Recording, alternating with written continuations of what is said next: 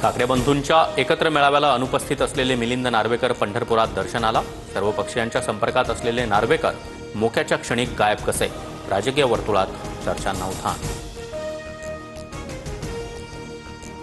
उपमुख्यमंत्री एकनाथ शिंदेंविरोधात आक्षेपार्ह पोस्ट करणं भोवलं.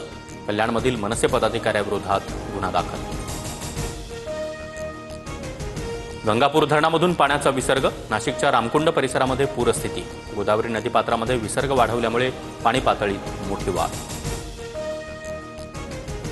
मुंबईसह उपनगरामध्ये मुसळधार पाऊस. हवामान खात्याकडून आज येलो अलर्ट जारी. तर वसई विरारमधील जोरदार पावसानं नालासोपाऱ्यातील मुख्य रस्ते पाण्याखाली. जनजीवन विस्कळीत. राज्यात पुढील 2 दिवस मुसळधार पावसाचा इशारा. पुणे जिल्ह्यातील घाटमाथ्यावर आज आणि उद्या अतिमुसळधार पावसाचा अंदाज.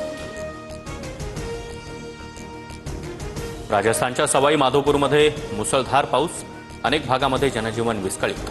भागवतगडमध्ये मुसळधार पावसात तलावाचा बांध फुटल्यानं सखल भागातील घरांमध्ये पाणी शिरलं.